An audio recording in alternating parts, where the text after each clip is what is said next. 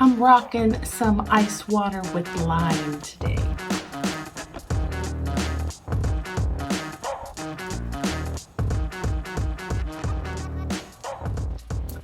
This is one of my projects today.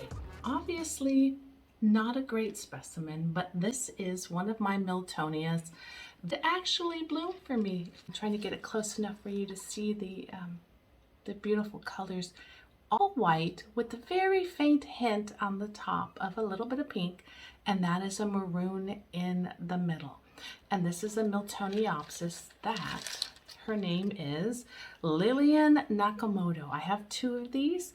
The plant was two plants in one pot. Deceiving.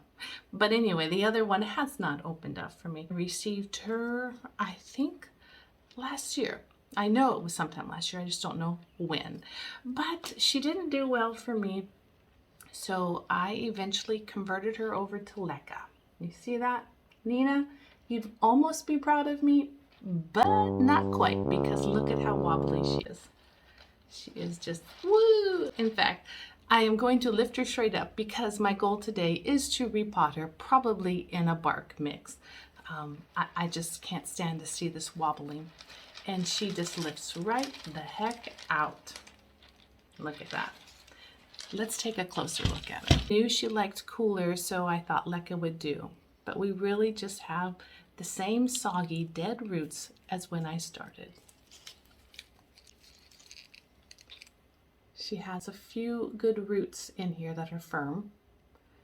This little guy is saying, hey, don't cut me. A couple of them are good. Obviously, these need to get peeled back. That rhizome is doing its brown thing because she's always seems to be moist. So I'm going to have to figure this one out a little bit better, clean her up, hose her off, and I think I will put her back in a bark mix because I haven't mastered the Leca, and it was just a little too wobbly, probably too big of a pot, and I had no stake. So learning mistakes, learning curve mistakes. We'll title this video, how many learning curve mistakes can you make in 1 year? Because I sure made a lot. But they are beautiful blooms, and they have a light rose and lemon citrus smell. Early in the morning when it's cool, that's when I smell it. So let's figure out what's going on with her. Sweet Lillian Nakamoto. Obviously, I keep her too wet. Obviously, we have rotted off pieces. We have dead roots, dead roots, dead roots, and a couple of live roots over here. Not where I'm pulling, but let's get my scissors. They were sprayed.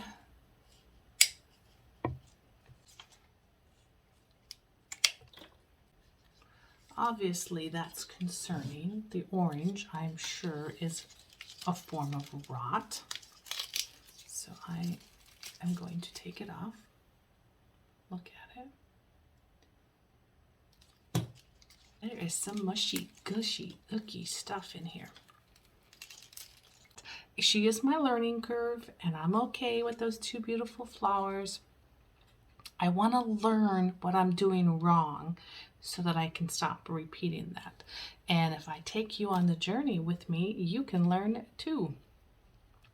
But I did want to cut off all of the rot that I could. See, spray her with hydrogen peroxide, check the rhizome if I can cut into it, and just make sure she doesn't have any fungal deep viruses.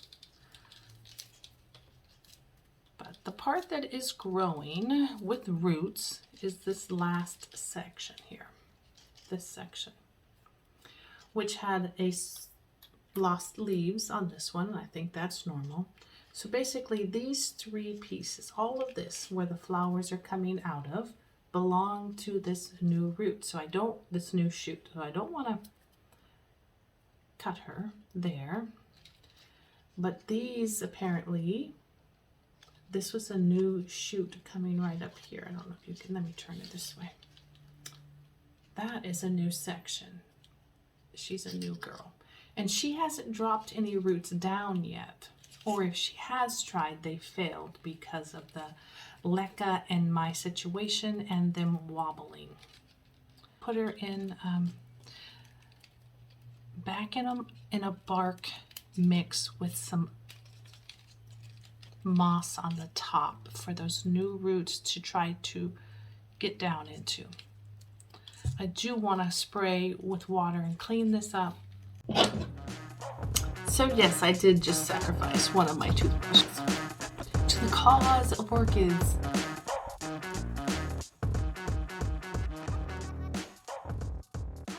Very delicately. Very minty too.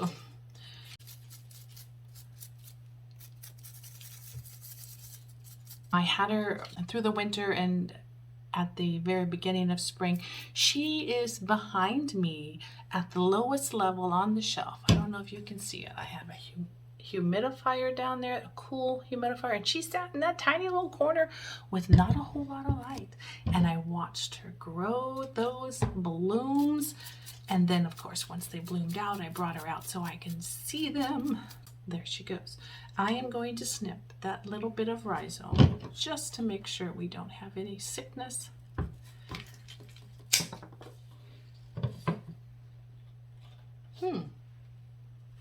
Looks like you don't need my face up close. You need that. Looks like we have maybe some rot.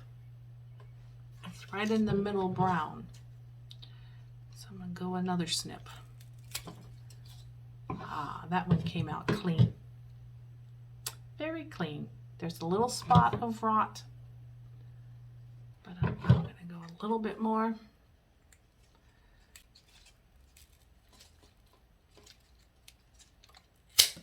Not the cutting shears.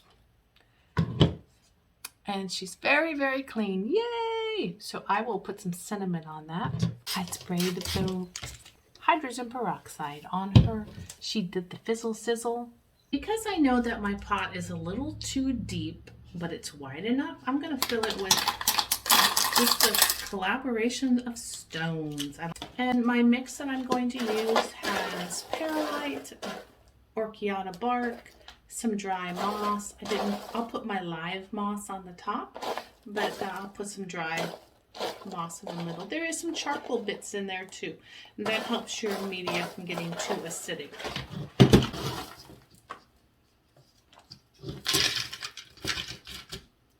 Just trying to give her a nice bed to sit upon, like the Princess and the Pea.